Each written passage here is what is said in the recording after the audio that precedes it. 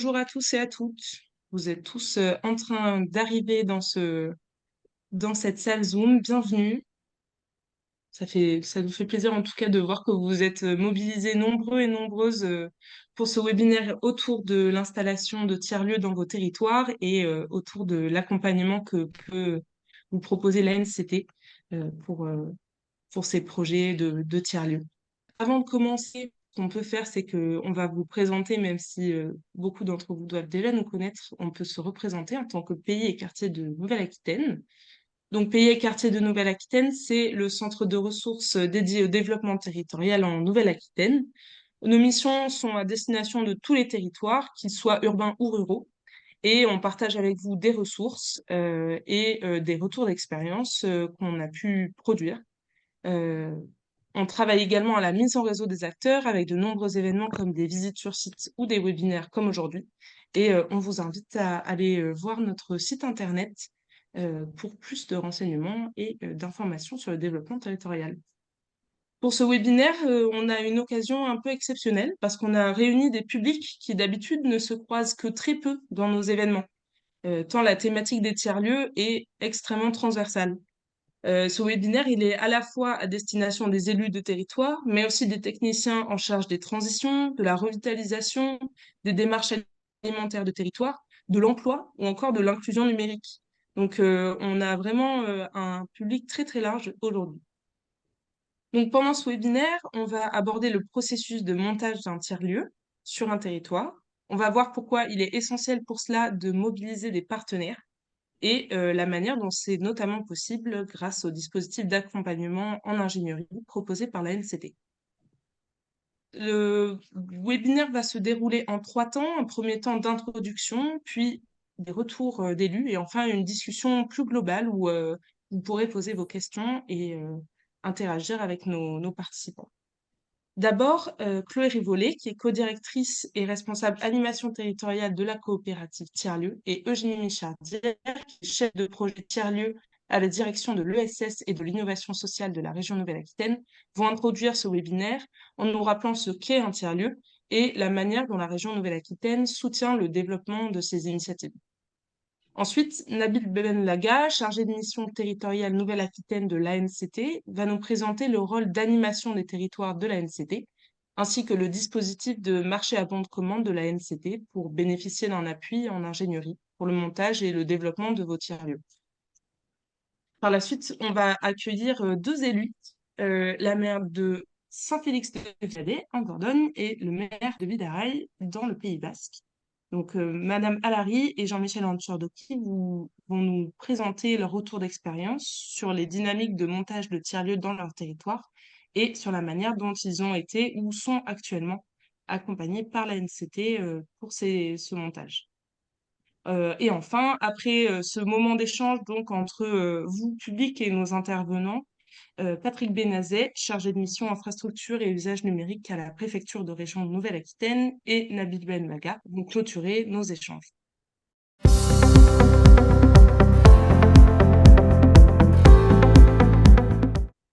Donc, je vous propose qu'on commence avec cette introduction par Chloé Rivollet, que je veux ouvrir ton micro, donc c'est possible. Très bien, c'est mieux même, j'ai Donc, envie de dire. Chloé, oui, c'est parfait. Merci beaucoup. Donc, Chloé, vous êtes codirectrice et responsable de l'animation territoriale à la coopérative Tiers-Lieux. Vous intervenez notamment dans le cadre de ce dispositif de la NCT.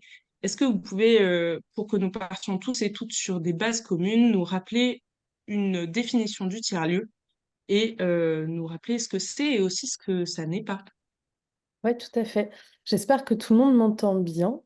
J'ai un temps qui est limité pour vous expliquer ce qu'est un tiers-lieu et c'est pas un exercice facile, croyez-moi, puisque c'est un objet assez protéiforme. Je pense que si vous êtes là, c'est que vous avez déjà un petit peu essayé à comprendre et vous êtes déjà frotté à plusieurs définitions, à mon avis. Peut-être que c'est important de dire que le mouvement des tiers-lieux, il est pas nouveau, il est très lointain même. Ça fait déjà plus de 40 ans qu'il y a de la documentation sur le sujet, mais on peut même, resituer le mouvement des tiers-lieux bien avant qu'un fameux sociologue, Ray Oldenburg, les modéliser dans un livre donc qui date des années 80. Mais en France, ça fait particulièrement depuis 2018 qu'on entend beaucoup parler des tiers-lieux, notamment, grâce à une aide de l'État qui a émergé aux alentours des années 2018-2019 avec, un dispositif qui s'appelle Fabrique de territoire et derrière, on a eu des manufactures de proximité aussi. Peut-être que ça vous parlera plus. Donc là, depuis ces années-là, les tiers-lieux, on le vend en poupe, mais ils existent, ils étaient largement antérieurs à cette période-là et particulièrement en Nouvelle-Aquitaine. Eugénie l'expliquera après, mais ça fait depuis le début des années 2010 qu'on travaille sur le sujet des tiers-lieux. Donc effectivement, nous, à la coopérative Tiers-Lieux, on est un réseau régional de tiers-lieux, donc à l'échelle de la Nouvelle-Aquitaine. Et ça fait plusieurs années qu'on se pose la question de la définition des tiers-lieux. On a d'abord utilisé une porte d'entrée euh, par type d'activité, on va dire. Donc, vous connaissez sûrement beaucoup les espaces de coworking ou les Fab Labs. Mais en fait, ça, c'est juste un pan d'activité. Il faut se dire que le tiers-lieu, c'est plus le mot chapeau pour raconter tout ce qui peut se faire dans ces différents lieux de production, de liens sociaux, etc. Donc, pour être plus précise, je vais vous renvoyer, si vous le souhaitez, dans le chat vers notre page qui s'intitule très simplement «Qu'est-ce qu'un tiers-lieu?» Et donc, il y a quelques années, en 2018 justement, au moment où ce mouvement commençait à prendre de l'ampleur et à intéresser beaucoup d'acteurs et d'actrices, il nous a semblé important de mener un programme de recherche et développement pour poser notre définition. Donc, c'est la définition de la coopérative tiers-lieu. Il y en aurait d'autres, mais globalement, elles convergent quand même un peu toutes dans le mouvement des tiers-lieux national. Donc, pour nous, si vous allez sur le lien que je vous ai envoyé et que vous descendez un tout petit peu, à droite, il y a le numéro 4, le contrat social des tiers-lieux. Et c'est ce petit schéma que j'aimerais bien, enfin, dont j'aimerais bien vous parler, que j'aimerais bien vous expliciter un peu. C'est donc un triptyque qui se joue, merci beaucoup, entre une dynamique collective, une capacité enfin, permettre à des individus de rentrer dans le lieu et dans le collectif, et tout ça au sein d'un territoire donné. Donc, c'est le petit, le petit mot société qu'on peut retrouver en bas à gauche. Donc voilà, ce qu'il faut retenir dans ce que c'est un tiers-lieu, c'est d'abord un objet commun, en fait, qui émerge d'un ou de plusieurs besoins identifiés sur un territoire. Ces besoins, ils peuvent être identifiés par une collectivité, c'est certain, mais la plupart du temps, ils sont d'abord identifiés par les gens eux-mêmes, en fait, par les habitants du territoire eux-mêmes. Et ces habitants se constituent en collectif pour commencer à chercher des réponses aux besoins qui ne sont pas pourvus sur le territoire en question. En tout cas, ça, c'est vraiment la plus je vous raconte ça parce que c'est comme ça que les histoires de tiers-lieux naissent dans la plupart des territoires. Donc voilà, une fois que le collectif, s'est rencontré autour d'une table et a commencé à faire émerger des idées d'activités, de services qui pourraient répondre à leurs besoins, généralement, ils finissent par venir, frapper à la porte de la collectivité, des élus, pour, essayer de voir comment, tout ça peut s'articuler sur leur territoire de vie. Donc le territoire, c'est sûr que ça peut être un peu vaste, mais on va dire que c'est plutôt à l'échelle d'une commune. Et puis dans les grandes agglomérations, ça peut même prendre place plutôt à l'échelle d'un quartier. Et donc de là, après, il y a évidemment tout un tas d'actions qui vont en découler, de déjà trouver un local, trouver un modèle économique, mais on rentrera peut-être plus dans le détail après là-dessus. Je ne vais pas, y passer trop de temps. Mais voilà, cette dynamique collective, elle est hyper importante d'avoir, enfin, c'est très important de l'avoir en tête. Heu, le côté territoire aussi, puisque du coup, il n'y a pas un tiers-lieu qui ressemble à un autre. Ça dépend vraiment du territoire sur lequel il est implanté. Souvent les tiers-lieux, c'est mieux d'ailleurs quand ça se passe comme ça, sont en lien fort avec des partenaires locaux, des acteurs, des actrices, associatives, commerçants et cetera, parce que l'idée, c'est pas que le tiers-lieu porte toutes les activités, mais qu'il a un rôle d'animation territoriale et qui centralise, en fait, tout un tas d'activités et de services au sein du lieu. Et le volet individu, je vais terminer là-dessus pour laisser la parole à Eugénie, mais le volet individu, il est aussi extrêmement important dans notre vision des tiers-lieux, puisqu'en fait, on se rend compte que pour certaines personnes, le fait de pousser la porte d'un tiers-lieu, ça peut transformer une partie de leur vie, en fait. Ça peut il y a une notion d'accueil inconditionnel qui est chère au tiers-lieu, qui est pas toujours évidente et qui est pas toujours une réussite dans tous les tiers-lieux parce que l'accueil inconditionnel, ça suppose des moyens et ça suppose beaucoup de compétences humaines pour pouvoir le faire. Mm. Mais c'est cette idée que n'importe qui peut pousser la porte du tiers-lieu, proposer des activités, des animations et soi-même monter en compétences, s'intéresser à des nouveaux sujets, affiner, tout un tas de sujets qui peut les intéresser et c'est l'individu dans le collectif qui fait que ce triptyque, à un moment donné, fonctionne bien, tourne bien et qu'on est sur un lieu, Heu, qui a du sens en fait pour tout le monde, pour le territoire, pour le collectif et pour l'individu. Donc c'est peut-être un peu conceptuel, mais je pense que au fur et à mesure du webinaire, on va avoir des exemples qui vont rendre les choses un peu plus concrètes. Voilà et juste ce qui est important de dire aussi, c'est que, peut-être sur ce que ça n'est pas, la première chose que j'ai envie de dire, c'est que c'est pas un équipement en fait. C'est pas une pépinière par exemple, même si ça peut faire penser à une pépinière, c'est pas non plus une bibliothèque, mais ça peut être plein de choses parmi tout ça en fait. Finalement, nous, pour terminer, on a fini par se dire que le tiers-lieu avant d'être 4 murs, c'est surtout une démarche et une manière de faire société sur un territoire donné. Et je vais te laisser la parole peut-être Eugénie, sauf si, il y a peut-être un tuilage entre nos 2 interventions, je ne sais pas. Tout à fait. Merci beaucoup, Chloé, pour cette définition et ce message aussi que tout peut rentrer dans un tiers-lieu tant que la dynamique est là. Et du coup, je vais passer la parole à Eugénie Michardière, donc chef de projet tiers-lieu à la direction de l'ESS de la région Nouvelle-Aquitaine, pour nous parler du soutien de la région Nouvelle-Aquitaine à cette dynamique de tiers-lieu. Chloé, tu parlais d'une dynamique qui existe depuis 2010 à peu près. Eugénie, comment est-ce que ce soutien de la région il se matérialise et comment est-ce qu'il peut être complémentaire avec l'ANI dont on va parler juste après, celui Ouais. de la NCT?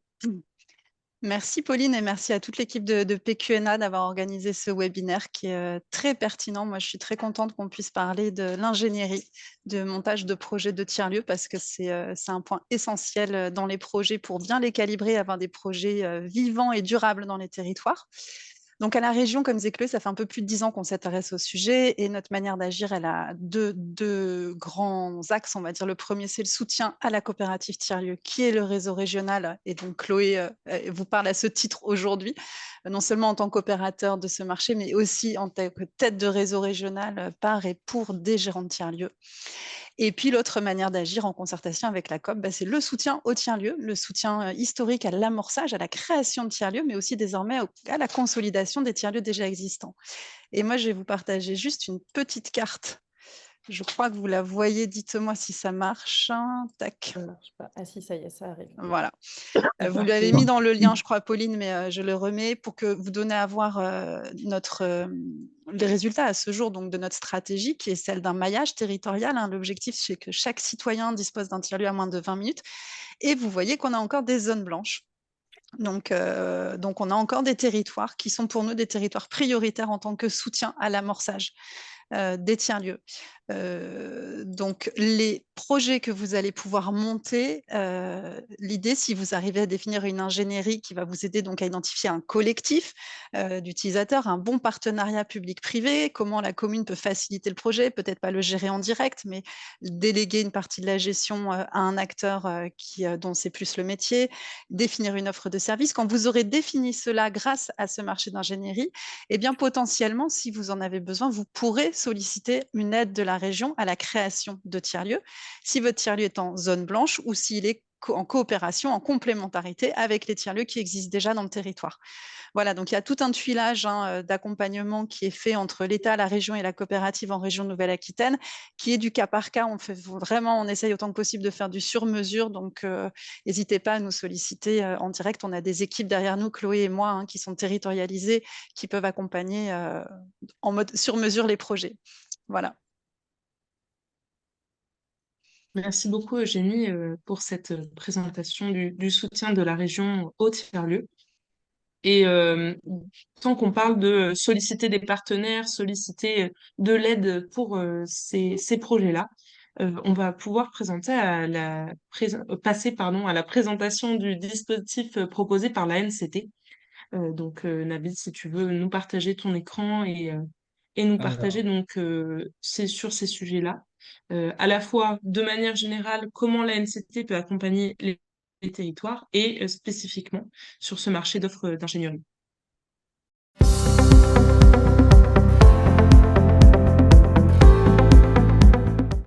Bonjour à vous. Alors attendez, je vais partager mon écran et je voulais m'assurer qu'on avait tous le même visuel déjà. C'est Ouais. parfait pour nous. Parfait. Déjà, je tenais à remercier PQNA effectivement pour la tenue de ce webinaire. Et puis, effectivement, on s'est réparti les rôles et j'ai pour fonction dans ce webinaire de vous présenter le dispositif d'accompagnement en ingénierie au montage de tiers-lieux. Mais avant tout, je vais rapidement dire en deux mots ce que c'est la NCT si jamais voilà, vous avez pas forcément en tête ce que c'est ce que représente cette agence et ce qu'elle peut apporter au territoire. L'Agence nationale de la cohésion des territoires a été créée en 2020. Sa principale mission, c'est d'apporter un appui aux collectivités dans des logiques de fabrique de projets c'est une agence, enfin, elle est incarnée plus précisément par un certain nombre de programmes qui sont aujourd'hui connus, hein, et Action Cœur de Ville, Petite Ville de demain, Territoire d'industrie. Mais l'ANCT, c'est pas que ces programmes, c'est aussi une offre d'ingénierie. Et je vais vous présenter cette offre d'ingénierie en quelques mots sur les modalités d'accès à cette offre d'ingénierie, son contenu et comment plus spécifiquement elle se déploie pour vous aider à préfigurer des tiers-lieux. Alors, tout d'abord, Madame Michardière avait évoqué le principe du sur-mesure et effectivement, l'ingénierie qu'on déploie au niveau de la NCT a pour principe de construire des dispositifs qui prennent compte de la réalité d'un contexte territorial, de la réalité d'un contexte humain en termes de gouvernance. Là, pour ce qui concerne les tiers-lieux, des forces vives que vous avez sur vos territoires pour pouvoir agglomérer l'ensemble de ces ressources au sein d'un tiers-lieu. Alors, l'accompagnement sur mesure, déjà, cette ingénierie, elle est au bénéfice des collectivités. Elle n'est pas au bénéfice d'associations, elle n'est pas au bénéfice d'acteurs privés. La porte d'entrée, le demandeur doit être une collectivité. Donc l'appui, euh, il est nécessaire qu'il soit sollicité par la collectivité auprès des autorités qui représentent localement la NCT, que sont le préfet de département et la DDT ou la DDTM, qui assure la délégation territoriale de l'agence. Et c'est avec les services de l'État local, que ce soit préfecture ou DDT, qu'on assure, Madame Guérin et moi, chargés de missions territoriaux de l'agence pour les départements de la région Nouvelle-Aquitaine, l'instruction des demandes qui sont remontées par les collectivités.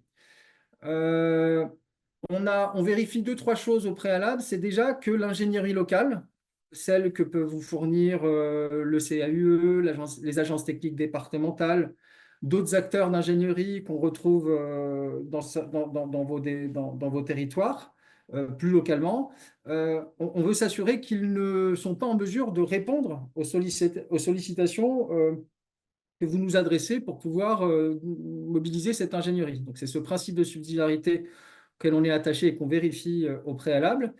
Et puis, rappelez aussi que cette offre d'ingénierie sur mesure, elle cible prioritairement les territoires, entre guillemets, les plus fragiles.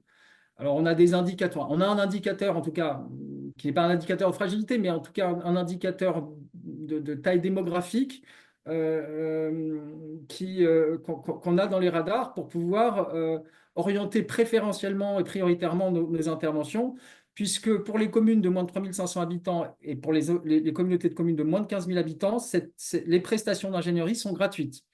Il y a un petit reste à charge pour les collectivités qui dépassent ces seuils démographiques, mais voilà, on regarde ça au cas par cas. Alors, plus précisément, comment mobiliser l'accompagnement de la NCT? Donc, vous sollicitez la demande d'accompagnement auprès du préfet, auprès de la DDT ou de la DDTM. Euh, On préanalyse avec les services de l'État local qui nous sollicitent la demande. Nous, on analyse cette demande en regardant quels sont les bureaux d'études qu'on peut mobiliser autour de cette sollicitation.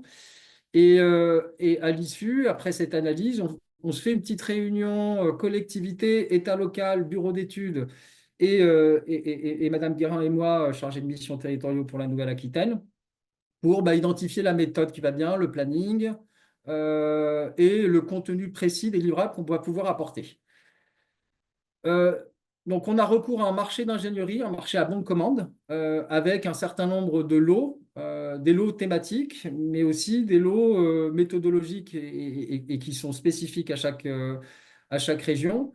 Je ne vais pas tous les citer, mais c'est vrai que le marché d'ingénierie a vocation à pouvoir traiter a priori un certain nombre et une très grande majorité des sollicitations pour lesquelles vous pourriez avoir des besoins d'ingénierie. Ça passe par de l'aide au cadrage de projets, de la transition énergétique, du développement commercial, du tourisme, du numérique, de l'aide à la transition écologique, etc. Mais je ne veux pas m'étaler plus que ça et je vais me concentrer plus précisément sur le lot du marché à bon de commande qui concerne les tiers-lieux qu'on a mis en place en juin 2023 et qui vous apporte un appui pour pouvoir préfigurer et accompagner des projets de tiers-lieux et tout ça dans un principe du sur-mesure. En Nouvelle-Aquitaine, il y a 2 bureaux d'études qui sont titulaires du lot tiers-lieu. La COP tiers-lieu qui a porté le propos introductif par l'intermédiaire de Madame Rivollet. Et puis un groupement de cabinets coaction qu'on fait intervenir aussi. Et en fait, on les mobilise à tour de rôle selon les sollicitations qui nous sont remontées. Donc, le marché d'ingénierie à bon de commande de la NCT est en renouvellement et l'année prochaine, donc, on va avoir de nouveaux, enfin, potentiellement de nouveaux prestataires, éventuellement ceux qui sont aujourd'hui en place, mais voilà, c'est en cours d'analyse. Mais donc, on pourrait avoir d'autres prestataires que Coaction ou que la COP Tiers-Lieu ou les mêmes. Rapidement, et c'est important de dire 2 mots de ce que compte, de ce qu'on peut faire avec ce lot tiers-lieu du marché à bon de commande et de l'étendue des missions qui peuvent être apportées par ces 2 cabinets que je viens de citer. Déjà, tout ce qui touche à l'aide à la définition de l'opportunité et de la faisabilité d'un projet de tiers-lieu. On fait un petit diagnostic du contexte local, du jeu d'acteurs, pas revenir dans les points que Madame Rivollet a cités en introduction, mais voilà, on vérifie que l'ensemble des conditions sont réunies pour qu'on ait bien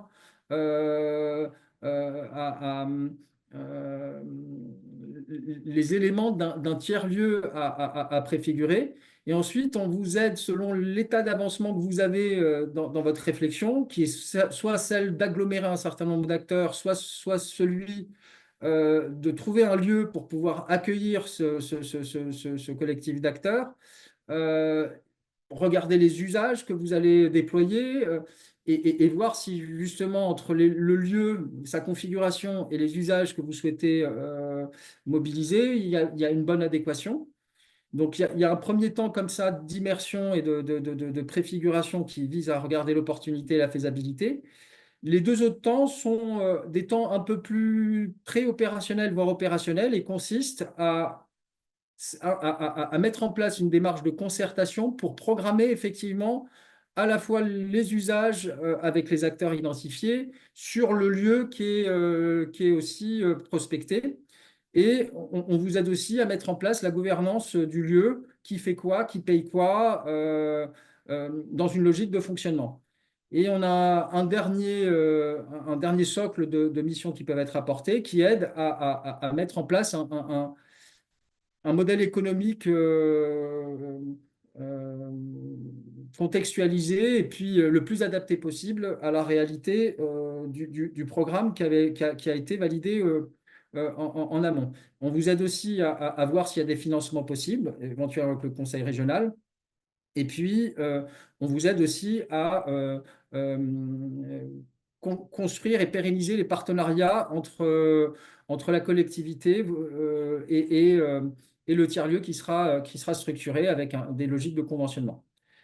Alors, quelques exemples et puis quelques éléments de bilan. Depuis juin 2023, il y a plus de 30 collectivités qui ont été accompagnées au niveau national pour préfigurer des tiers-lieux pour un montant d'à peu près 1 million, un peu moins d'1,2 million d'engagés en ingénierie. Il y a 4 accompagnements en cours en Nouvelle-Aquitaine et 4 en instruction. Les 4 accompagnements en cours sont ceux qui apparaissent sur la diapositive. Je laisserai le soin aux 2 maires qui sont représentés et avec nous dans le webinaire, le maire de Bidaraï et Madame le maire de Saint-Félix de Villadex, de témoigner pour les 2 qui apparaissent à droite. Pour les 2 premiers, Ardin dans les Deux-Sèvres ou la communauté de communes du pays de Nexon de Chalut en Haute-Vienne, voilà, on a des éléments de contexte vraiment différents avec des mobilisations d'unités d'œuvre qui ont été aussi différentes. Le premier est accompagné par Coaction, le deuxième par la coopérative Tiers-Vieux. Ça me donne l'occasion aussi de dire qu'on accompagne non seulement les communes, mais aussi les communautés de communes. Donc, quand je parle de collectivité, c'est évidemment au sens large. Voilà, je ne vais pas m'étaler plus que ça et je répondrai à vos questions si vous en avez. Mais en tout cas, si vous souhaitez solliciter un accompagnement, la porte d'entrée, c'est vraiment la préfecture ou votre DDT de proximité. Et pour nous joindre, voilà, j'ai mis les coordonnées, nos coordonnées, Madame Guérin et moi, chargés de mission territoriaux, si besoin. Voilà, merci de votre attention. Merci beaucoup, Nabil, pour cette présentation qui nous donne une idée de ce qui est possible de faire et de la manière dont les collectivités peuvent solliciter ce dispositif de la NCT. Et je pense que pour se mettre encore mieux en tête les apports que ce dispositif peut avoir pour les processus de montage de TRLE, on va pouvoir écouter les retours d'expérience des élus qui ont accepté de témoigner aujourd'hui.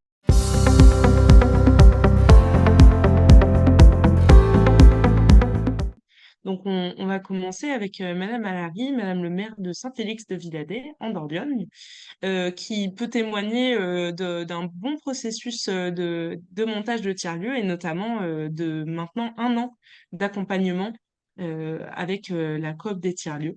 Euh, Madame Alary, bonjour, bienvenue. Bonjour. Est-ce que vous pouvez rapidement vous présenter et nous présenter la commune, le territoire de Saint-Félix de Villadet et un petit peu la genèse et l'évolution du projet de tiers-lieu sur la commune? Bonjour à tous. Déjà, merci de me permettre de présenter notre projet qui avance petit à petit. Je suis maire d'une commune depuis 2022 qui est située entre Bergerac et Périgueux, dans le Périgord pourpre. Notre population est de 325 habitants, qui est doublée l'été. On a des atouts touristiques qui nous permettent d'accueillir une population étrangère. Donc actuellement, on est un petit village avec un petit bourg qui vit avec notre école. Donc voilà, petite structure, mais assez dynamique par rapport à une agriculture très présente, d'une activité touristique aussi donc forte comme je disais, et puis des activités économiques, notamment une usine de pastillage de chlore et au niveau social, un foyer qui accueille des personnes handicapées, enfin en situation de handicap, de surdicicité, donc un petit peu particulier. Et on a un petit restaurant qui est dans le bourg. Voilà. On a, depuis septembre 2023, on est accompagné dans ce projet de réhabilitation initialement d'un hameau. C'est-à-dire qu'on a eu la chance d'avoir à vendre un hameau qui était situé à proximité du bourg. Donc, on a pris l'initiative de se lancer dans cette aventure. On a réussi à devenir propriétaire de ce hameau. C'est donc où le tiers-lieu devait initialement trouver sa place. parce que j'expliquerai un petit peu après où on en est aujourd'hui. Et donc, on a eu le privilège d'être accompagné parce qu'à chaque fois qu'on démarre, comme toutes les communes, tous les maires, hein, on cherche des financements et aussitôt, on va voir les services de l'État. Et là, c'est le service de la direction départementale des territoires de la Dordogne qui nous a orientés vers l'Agence nationale de cohésion des territoires et pour structurer un peu plus nos idées et notre projet. Donc voilà initialement comment ça s'est passé. Alors, le hameau, donc l'idée était de réhabiliter le hameau. Donc, on a été accompagné par la NCT grâce à une mission d'un cabinet d'études d'urbanistes de Bordeaux. Et sur une deuxième partie pour la création du tiers-lieu qui devrait se situer au milieu de ce hameau, dans un séchoir à rénover actuellement, hein, donc par la coopérative des tiers-lieux. Donc petit à petit, on a réussi à créer ce montage. Et donc voilà, aujourd'hui, on a terminé la mission avec le cabinet d'urbanistes. Donc, c'est-à-dire qu'eux, ils nous ont aidés très rapidement à nous organiser, que ça soit beaucoup plus structuré. Hein. Pour une petite commune comme nous, on n'a pas de service en gros. Hein, voilà. Donc, et on en est arrivé très rapidement, au bout de quelques mois, à une préétude qui nous permet de déposer un permis d'aménager à aujourd'hui. Donc voilà. Et sur la partie coopérative des tiers-lieux, on poursuit l'aventure, voilà, avec nos deux personnes, deux chouettes personnes qui continuent à travailler avec nous. Pour continuer un petit peu plus en étant plus précise, donc initialement on avait déjà sollicité l'agence technique de la Dordogne, l'ATD, hein, pour créer un éco-hameau. Donc ça, c'était la première idée. Ensuite, on est un petit peu plus sorti de l'idée éco-hameau, donc on garde une touche verte, mais maintenant on souhaite surtout accueillir de nouveaux habitants dans cette structure-là et créer surtout du lien et maintenir nos services publics. Et donc, le tiers-lieu, il a un rapport essentiel avec nos objectifs, puisque nous, dans ce tiers-lieu, on ne connaissait pas du tout ce qu'était un tiers-lieu à Saint-Félix. Hein.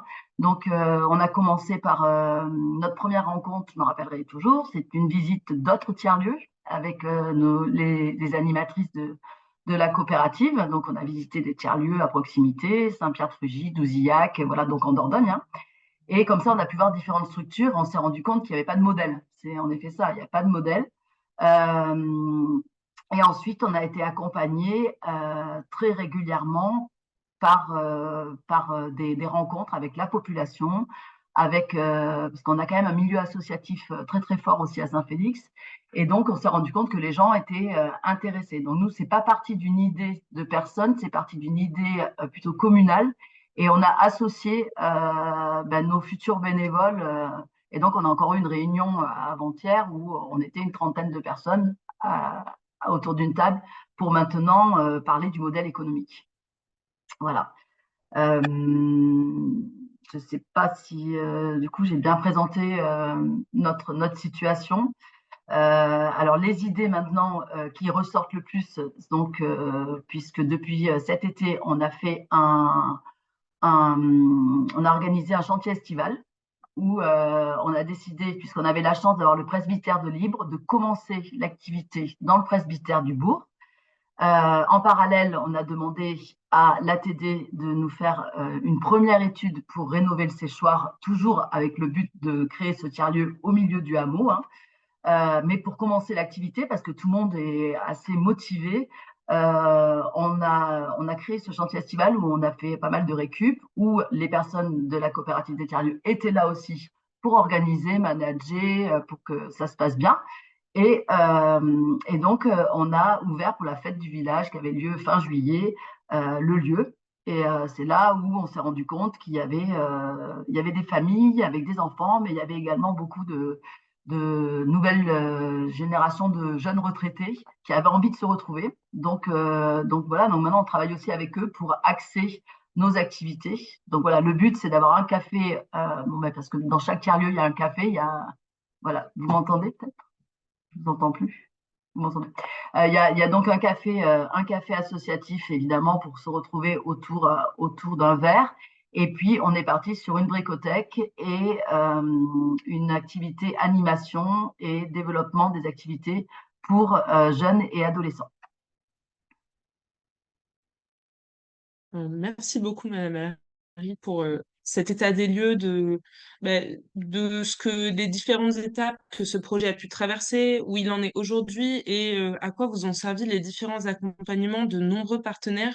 Parce qu'on voit que la coopérative des tiers-lieux n'est pas le seul partenaire qui vous a accompagné.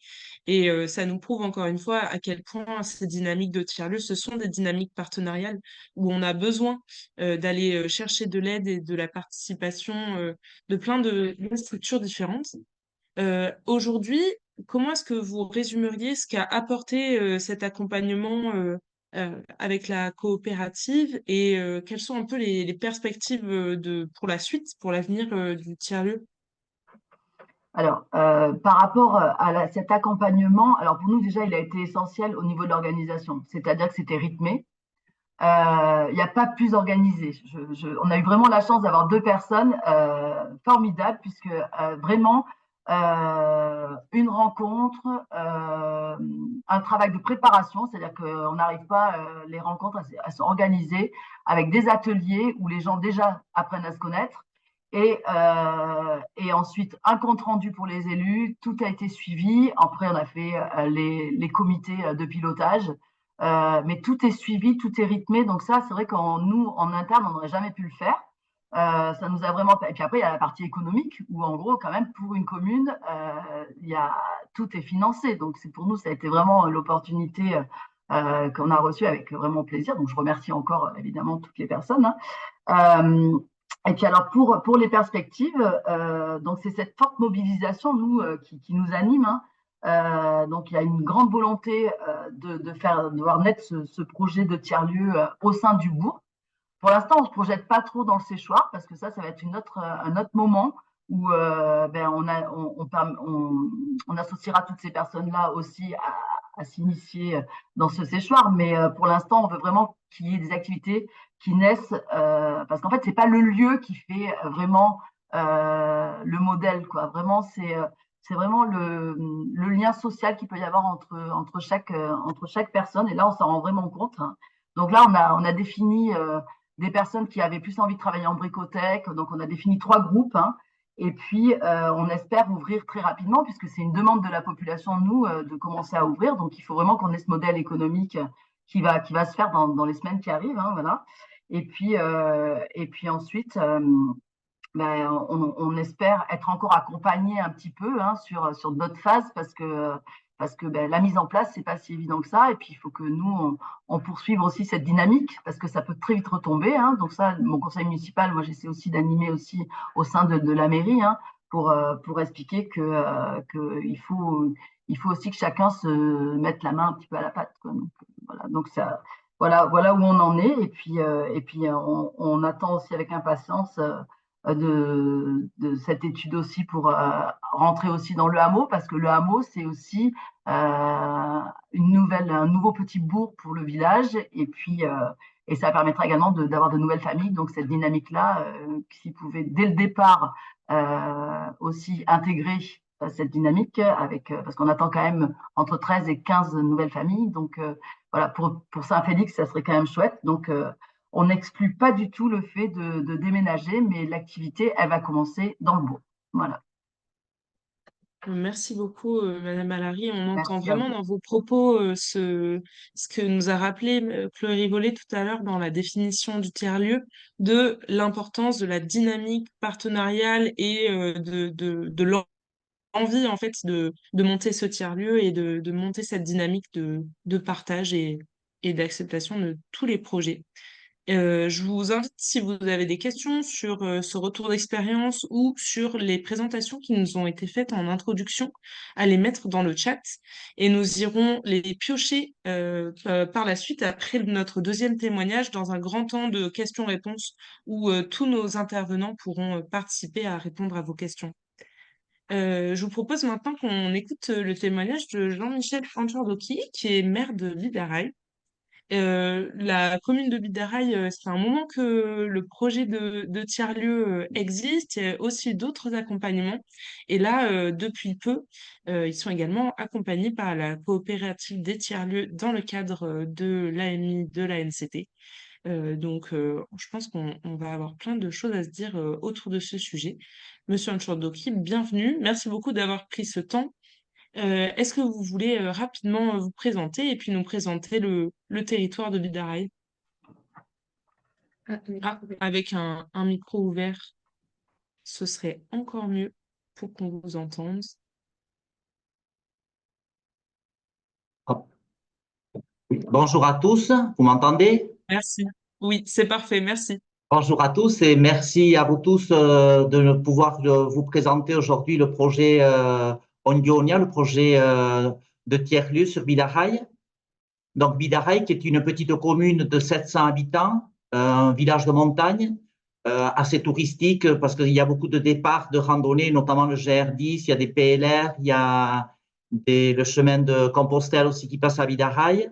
Nous avons aussi 60 000 personnes qui viennent faire du rafting. Il y a 5 bases de rafting sur Bidaraï. Donc, voilà, une population qui augmente l'été, bien sûr, mais durant toutes les vacances aussi, parce que le rafting, c'est toute l'année. Après, c'est un village rural, donc, majoritairement agricole.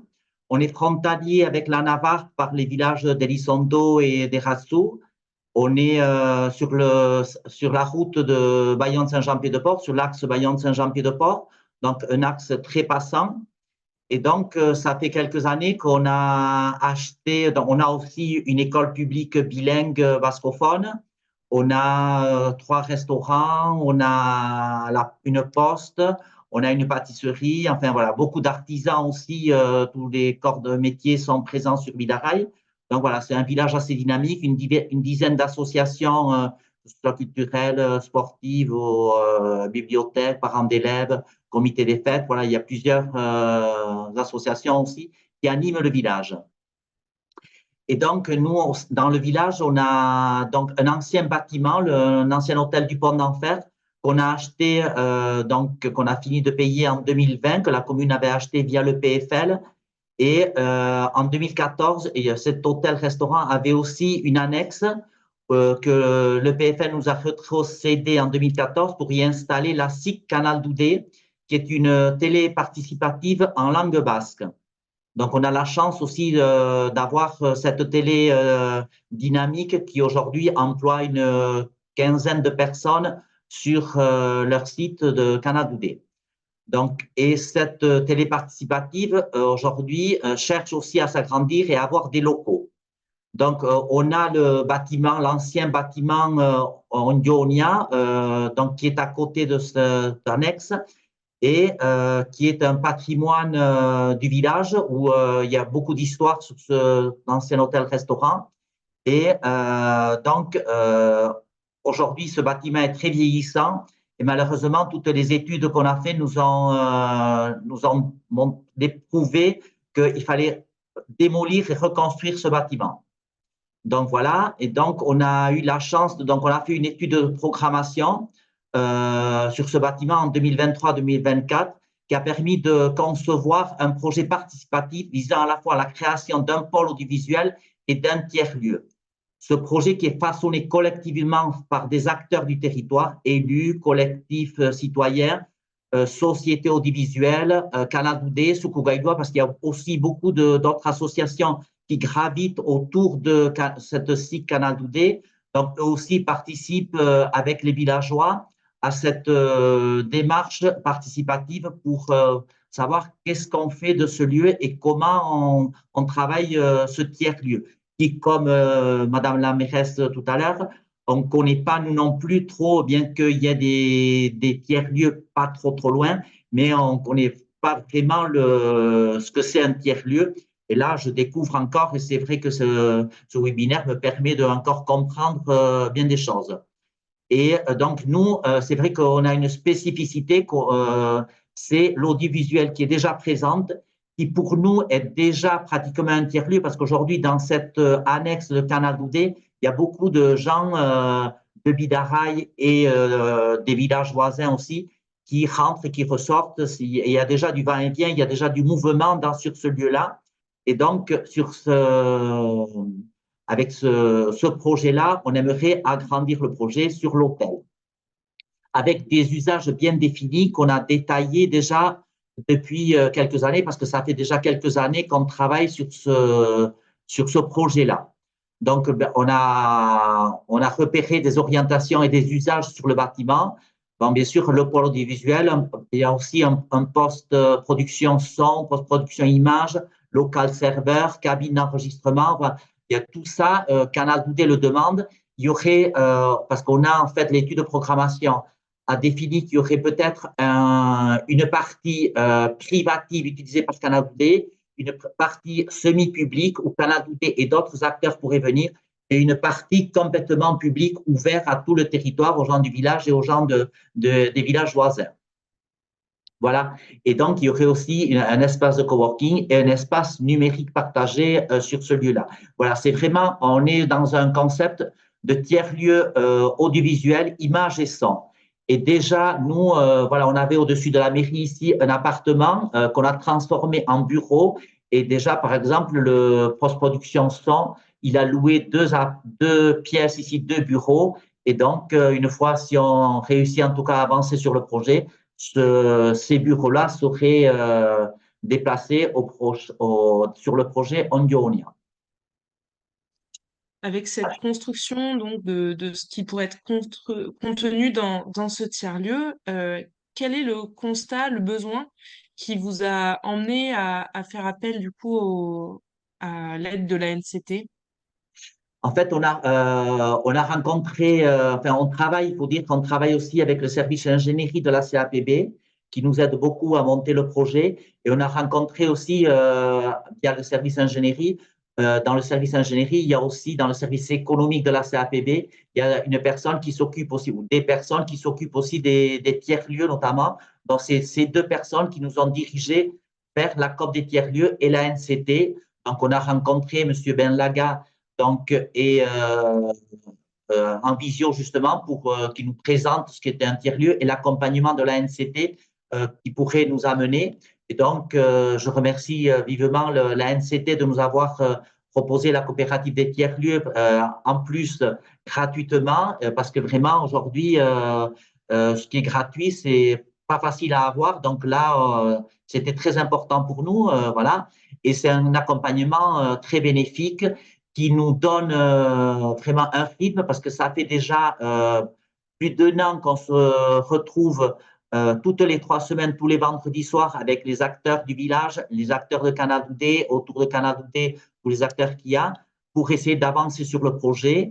Mais là, vraiment, c'est vrai que on a commencé avec la COP des tiers-lieux que depuis le mois de juin, donc on a fait 3 réunions pour l'instant, mais les réunions sont beaucoup plus cadrées et on voit mieux où on peut aller, quoi.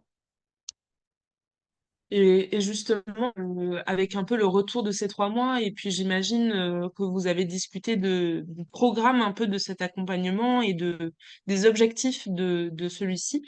Quels sont les objectifs en fait de cette année d'accompagnement? À quoi ça va vous servir? En fait, cet accompagnement va permettre de nous préciser les modalités de fonctionnement du tiers-lieu et de gouvernance du projet. La COP de tiers-lieu intervient aussi sur la définition du modèle économique du lieu, permettant l'équilibre financier du projet afin de concevoir un projet pérenne dans le temps. Parce que c'est vrai que nous, donc, on pense après mettre cet espace, le faire gérer par une association. Et donc, on ne veut pas mettre l'association dans la barre. Donc, on veut que ce projet tienne la route et soit un projet vivant où, en plus, on aimerait donc que les villageois rentrent dans ce projet, dans ce bâtiment, ne serait-ce que pour boire un café, pour voir un film et tout ça. Et donc, ce qui a été aussi vu avec la COP des tiers-lieux et le collectif qui travaille sur ce projet, En fait, ce soir, pour vous dire la vérité, on a une réunion avec toutes les associations du village. On a invité les associations du village pour leur parler du projet et on aimerait que, par exemple, c'est une idée qui est ressortie pour mettre en évidence des projets pour le futur, commencer par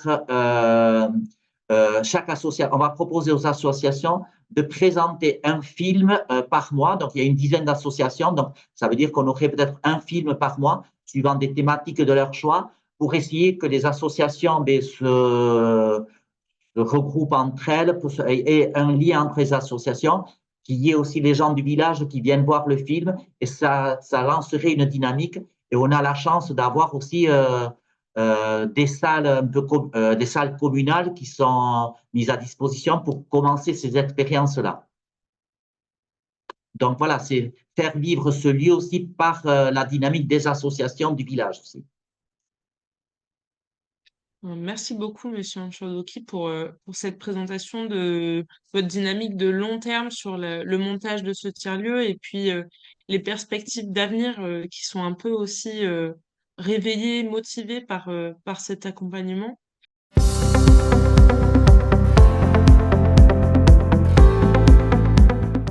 On Voilà. a pas mal de questionnements dans le chat de personnes qui nous partagent aussi leurs expériences.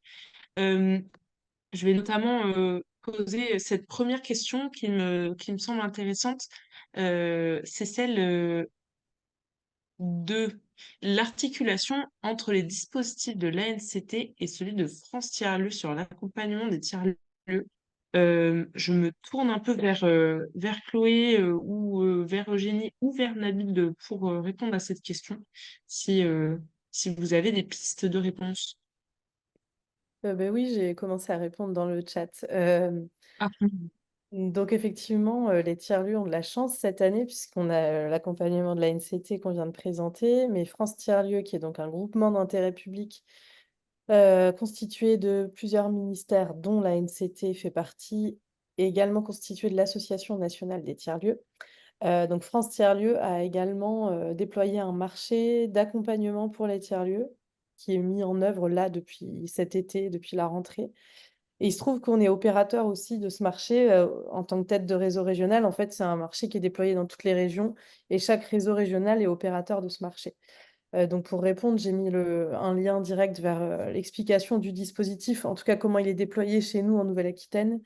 Mais c'est tout à fait différent puisqu'en fait, déjà, ça ne s'adresse pas aux collectivités, ça s'adresse vraiment aux collectifs, donc associatifs ou pas, mais en tout cas directement aux collectifs qui portent les tiers-lieux.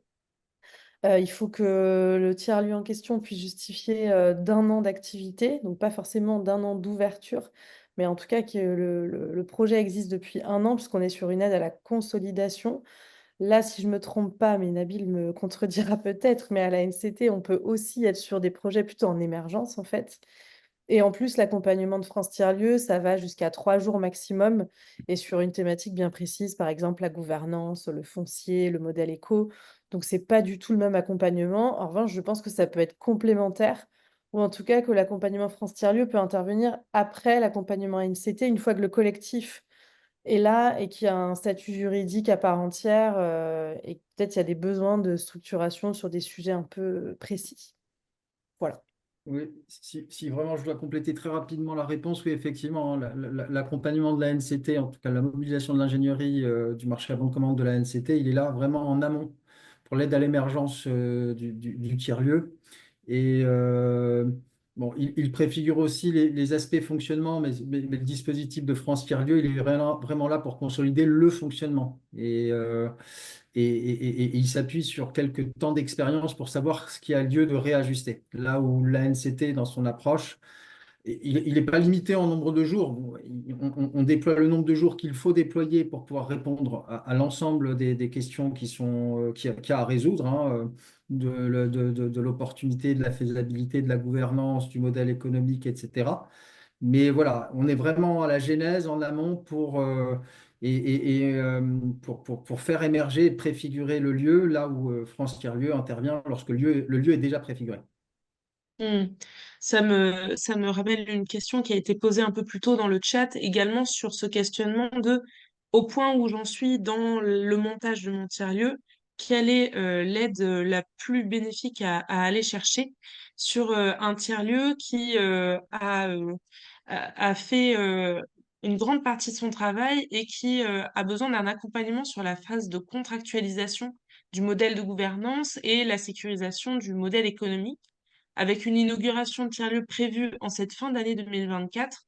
La personne se demande quelle aide à mobiliser qui serait la plus pertinente. Donc, est-ce que l'aide de France Tiers-Lieu, comme vous le disiez il y a quelques secondes, serait la plus pertinente à aller chercher? Ça peut l'être. Après, là aussi, sous couvert de l'avis de Nabil, mais dans la manière dont est déployé le marché ANCT, il y a aussi une partie sur l'accompagnement à la gouvernance du lieu en amont en fait de l'ouverture. C'est aussi ça qui est intéressant peut-être de dire d'ailleurs, c'est que dans la démarche, alors c'est ce qu'ont raconté Madame la maire de Saint-Félix-de-Villaleix et Monsieur le maire de Bidaraï, c'est qu'en fait, l'enjeu, comme là, l'idée vient de la collectivité qui généralement a un foncier disponible, l'enjeu c'est comment dire, je vais pas trouver le mot que je cherche, de monter un collectif, c'est pas joliment dit, mais Mm. tant pis. Voilà, de monter un collectif à partir des acteurs de terrain, même si vous aviez déjà dans vos communes des gens qui étaient pressentis, mais en tout cas d'essayer de l'élargir et de l'impliquer sur le futur lieu dès qu'on arrive, en fait, dès que la mission démarre.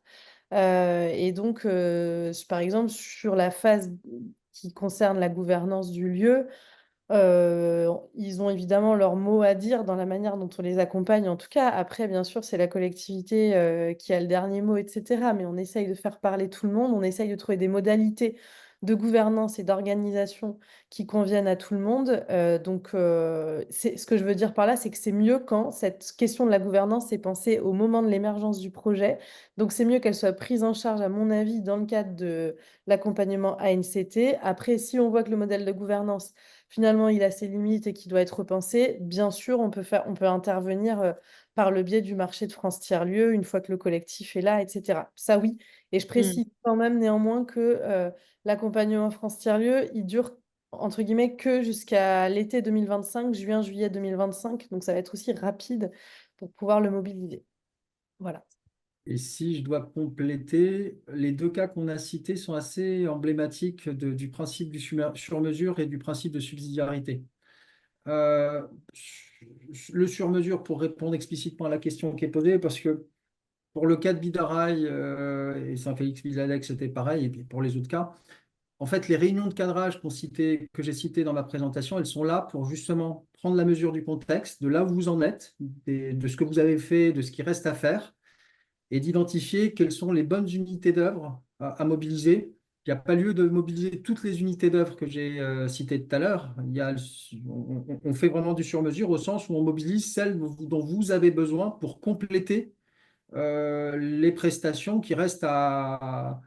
d'ingénierie qui restent à mobiliser pour pouvoir parfaire la programmation de votre tiers-lieu sous toutes ses composantes.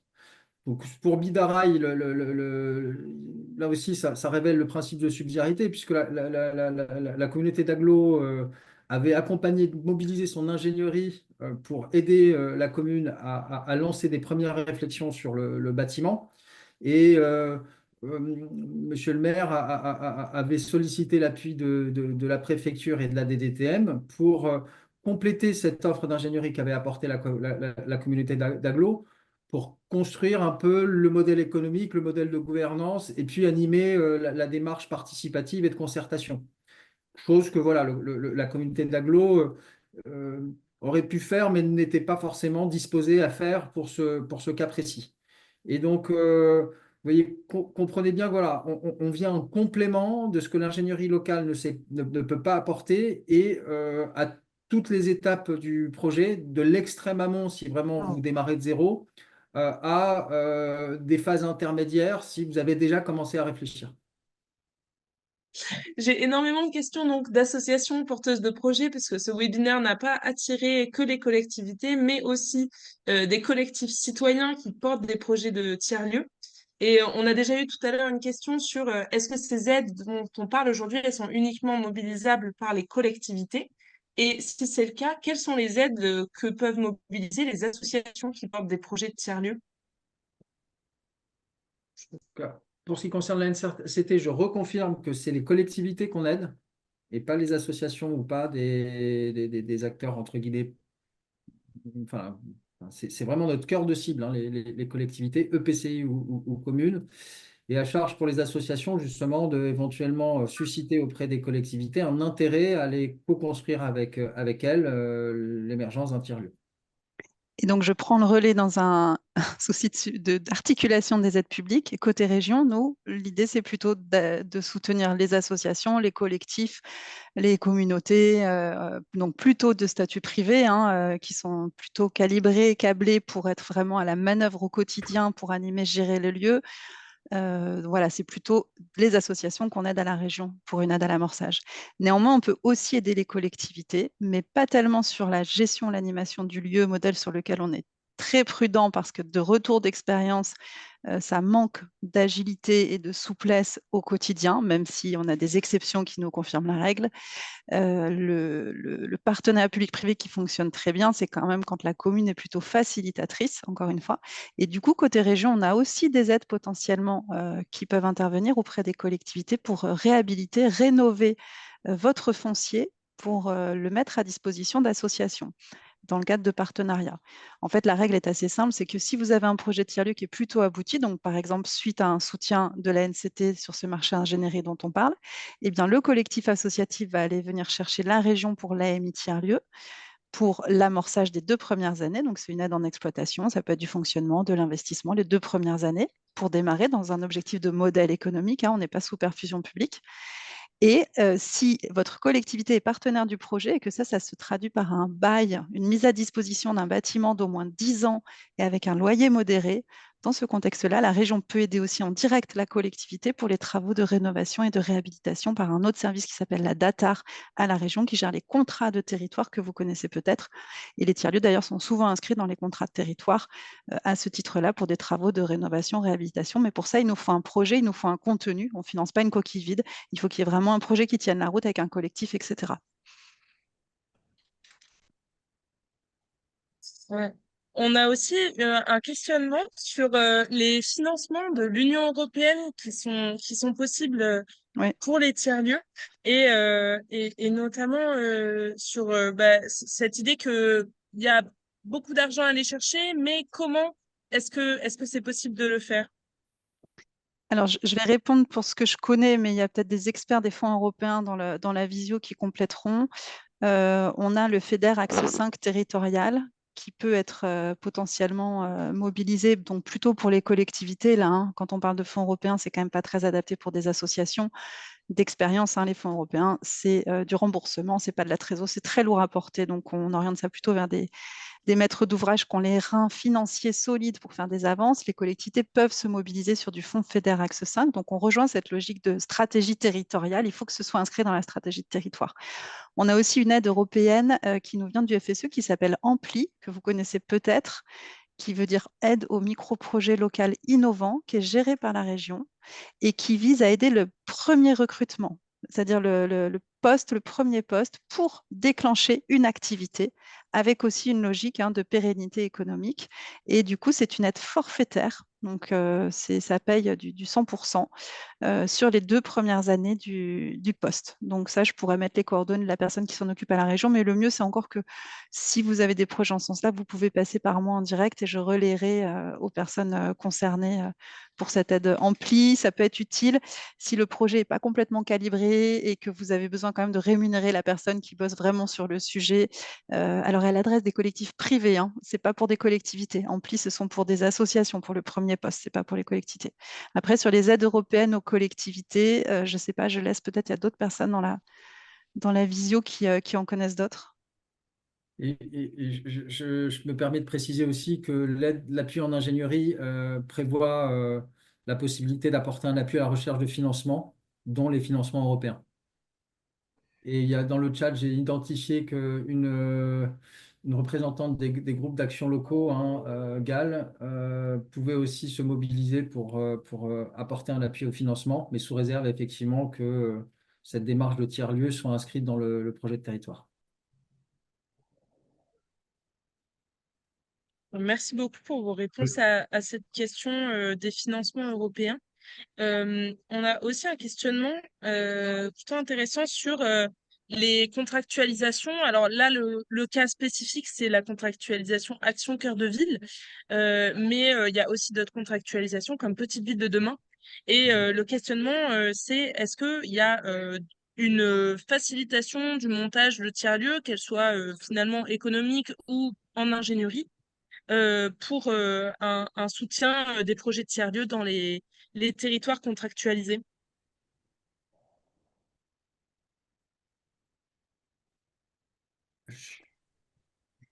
Je peux apporter un bout de réponse parce que Action Cœur de Ville et Petites Villes de demain sont des programmes de la NCT. Il y a une chefferie de projet dédiée à ces collectivités. C'est ce qui fait leur spécificité et la spécificité du programme, c'est celui-là. C'est d'apporter, de financer le poste d'un chef de projet pour aider à monter, à mettre en œuvre les actions qui sont définies par les collectivités bénéficiaires de ces programmes. C'est vrai qu'il y a le dispositif d'ingénierie pour ces collectivités est plutôt orienté vers la Banque des territoires. Euh, donc le premier réflexe, c'est peut-être de voir avec le chef de projet pour ces collectivités-là, le chef de projet Action Cœur de Ville ou le chef de projet Petite Ville de demain, s'il peut se rapprocher de la Banque des territoires pour pouvoir bénéficier d'un appui. S'il ne trouve pas de réponse, par subsidiarité, on verra au niveau de la NCT et si on peut mobiliser le marché d'ingénierie que j'ai décrit tout à l'heure. Merci beaucoup, Nabil, pour cette réponse. On a une question un petit peu sur la programmation des activités au sein du tiers-lieu et une question sur les activités à but lucratif, comme le montage d'un restaurant dans le tiers-lieu. Et j'ai peut-être laissé Chloé ou Eugénie répondre sur cette question. Est-ce que c'est Chloé vient de possible? Est-ce que répondre c'est quelque chose qui se fait? sur le Ah chat. oui, dans le chat. Bon, Mhm. après, ça fait pas de mal. Non, non, mais c'est De s'en parler aussi à l'oral. Il me semble que c'est quelque chose qui existe dans beaucoup de tiers-lieux, ces activités à but lucratif, et que ça peut faire partie d'un équilibre économique qui rend le tiers-lieu viable. c'est l'idée, effectivement. D'ailleurs, ça me permet du coup de dire, parce que parfois dans l'imaginaire, un tiers-lieu, c'est un lieu dans lequel il y a plein d'activités différentes. Mais en fait, ça suffit pas pour faire tiers-lieu. On peut très bien faire tiers-lieu dans un endroit où il n'y a qu'une seule activité. C'est pas parce que il y a un skatepark, un restaurant, un espace de coworking et une pépinière au sein d'un même lieu que ça fait tiers-lieu. Ça dépend vraiment, encore une fois, comment les individus sont pris en compte et en charge dans ces lieux. Donc ça, c'était le petit préalable qui me semblait important. Et effectivement, donc, plus loin dans le chat, je vous ai glissé un lien vers, je vous en ai glissé plein, mais un lien vers le panorama des tiers-lieux qu'on a mis à jour avec la région récemment, là, au mois de juin, et dans lequel on voit bien en fait qu'il y a tout un tas d'activités différentes dans les tiers-lieux. Donc souvent, il y a un socle commun, une base autour de l'outil de travail, que ce soit un coworking, un Fab Lab, un atelier partagé, etc. Mais viennent s'agréger à ça tout un tas d'activités. Par exemple, j'ai répondu à une question tout à l'heure sur les espaces de vie sociale. Il y a effectivement des tiers-lieux dans lesquels, enfin, qui sont agréés espaces de vie sociale par la CAF.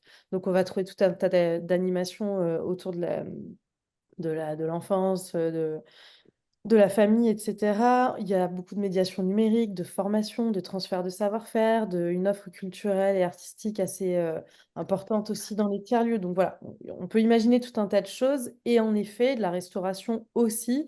Il y a une partie convivialité qui est très importante dans les tiers-lieux et qui permet aussi de nourrir cette dynamique collective et d'intégrer plus facilement les individus, justement.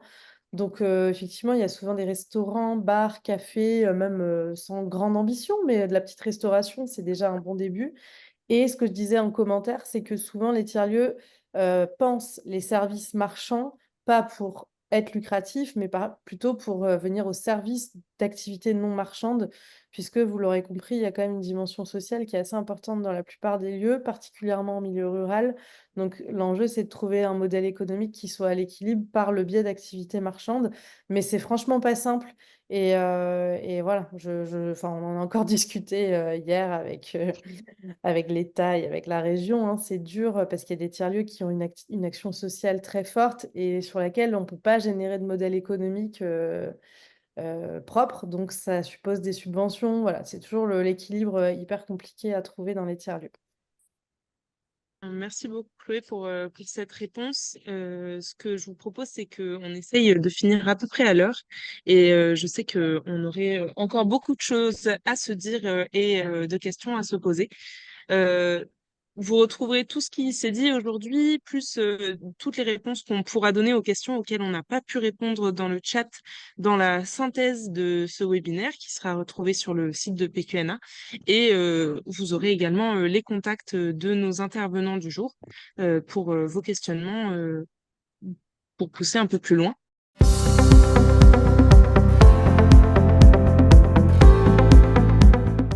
Donc, ce que je vous propose, c'est qu'on conclue cette rencontre avec Patrick Benazé de la préfecture de la région Nouvelle-Aquitaine et Nabil Benlaga pour les derniers mots.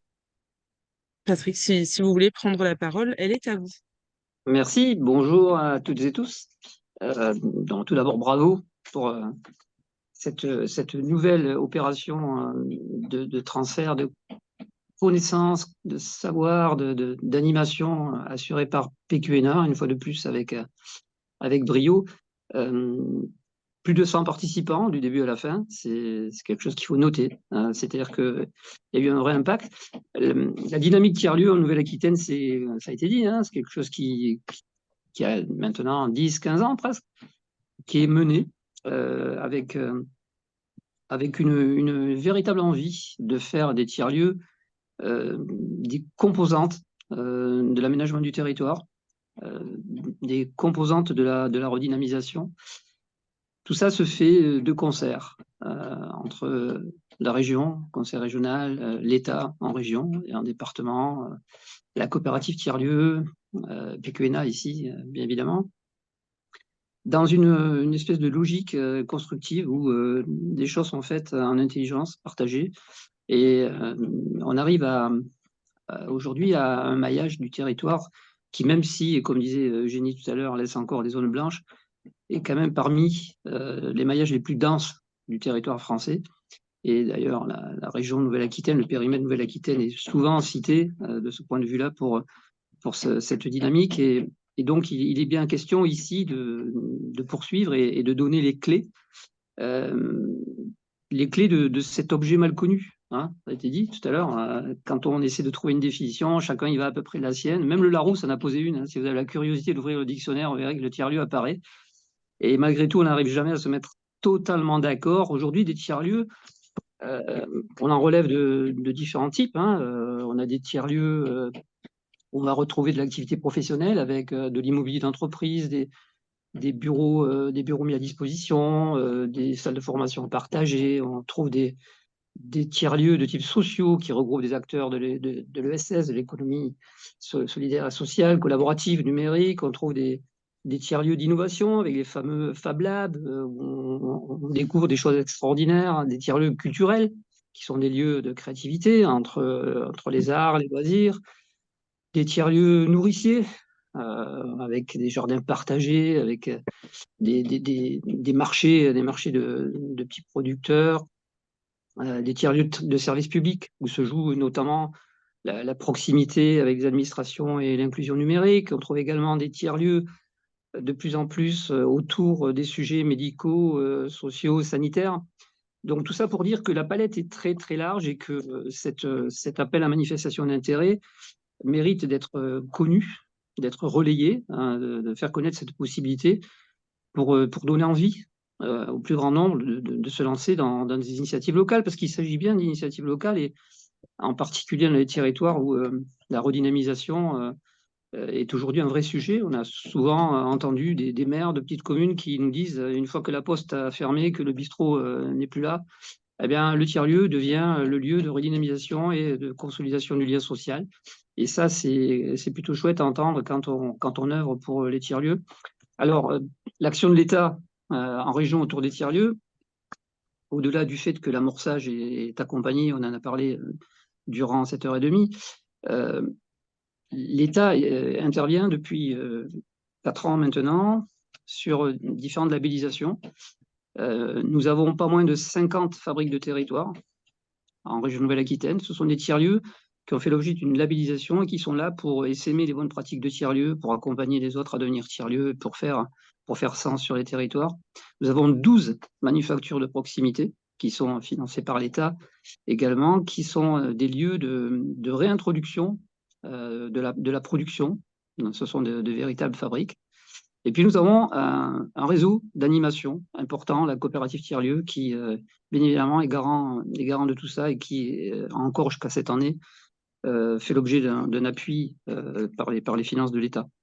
Voilà donc, bravo et merci. Et surtout, merci Madame le maire, Monsieur le maire, pour ces retours très intéressants. On voit bien ce qui fait sens dans la démarche, on voit bien là où sont les nécessités de faire savoir et d'appuyer, parce que rien n'est simple. Et puis peut-être pour en terminer et rebondir sur ce qui a été dit précédemment sur les modèles dits économiques ou financiers, certains tiers-lieux aujourd'hui ne peuvent exister qu'avec l'appui de la sphère publique. Et un des enjeux pour nous aujourd'hui, c'est effectivement d'arriver à voir comment des équilibres peuvent se trouver pour que les choses restent viables et que les territoires sur lesquels des efforts ont été faits puissent continuer à bénéficier de ces structures que sont les tiers-lieux. Voilà, merci encore à PQNA, merci à tous pour la participation. Merci beaucoup, Monsieur Nazet, pour cette conclusion, et je vais passer la parole pour les derniers mots à Monsieur Benlada. Je vais surtout vous inviter à vous rapprocher de vos services de proximité au niveau de l'État local, hein, des DTM préfecture.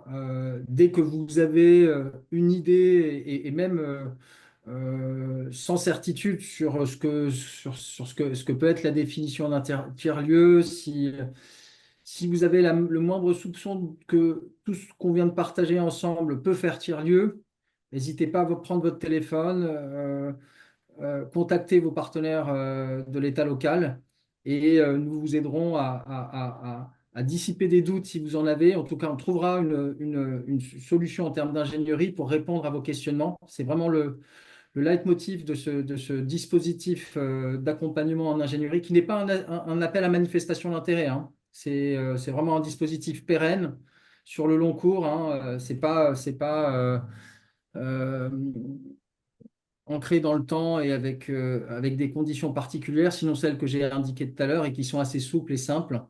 Donc voilà, moi je remercie de nouveau PQNA et puis l'ensemble des intervenants. Je remercie particulièrement Madame le maire de Saint-Félix et Monsieur le maire de Bidaraï pour votre intervention et pour vos témoignages qui, j'espère, vous ont aidé à voir plus précisément ce qu'apportait cet accompagnement et plus concrètement ce que signifiait que l'aventure de conduire une réflexion autour de l'émergence d'un tiers-lieu. Merci à vous.